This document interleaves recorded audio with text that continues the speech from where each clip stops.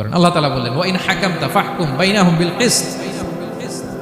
নবী যখন আপনি বিচার করবেন ন্যায় পরায়ণতার সাথে বিচার করুন, কারণ ইন্নাল্লাহা ইউহিব্বুল মুকসিতিন, আল্লাহ তাআলা ন্যায় পরায়ণদেরকে বড় ভালোবাসেন।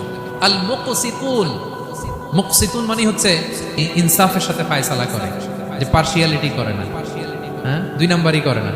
বিচার করতে যে যখন রায় দেয় ন্যায়সঙ্গতভাবে রায় দেয়, ঘুষ খেয়ে বায়াজ হয়ে কোনো রায় দেয় না, তাদেরকে আল্লাহ পছন্দ করে। কিন্তু আমাদের বিচার ব্যবস্থার দিকে তাকান, গোটা বিশ্বব্যাপী আছে না নাই? ছোট্ট একটা বিচারেও দেখবেন যে ছোট্ট সালিশ বসছে, এর কাছ থেকে টাকা খেয়ে ওর পক্ষে রায় দিয়ে দেয়, এরকম আছে না নাই? ন্যায় পরায়ণ জীবনের প্রতিটি ক্ষেত্রে পার্শিয়ালিটি আপনি করতে পারবেন না। আল্লাহ বলেন কিয়ামতের দিন আমি যে মিজানের পাল্লা বসাবো, ওয়া নাদাউল মাওয়াজিনাল কিসতা লিয়াউমিল কিয়ামা, মিজানের পাল্লা এর মধ্যে কোনো বায়াসনেস নাই। ফামান ইয়ামাল মিসকালা যাররাতিন খাইরান ইয়ারা, অনুপরিমাণ ভালো এটাও ওজন হবে, অনুপরিমাণ খারাপ এটাও ওজন হবে। ফালা তুযলামু নাফসুন শাইআ, সেদিন কারো প্রতি বিন্দু পরিমাণ জুলুম করা হবে না।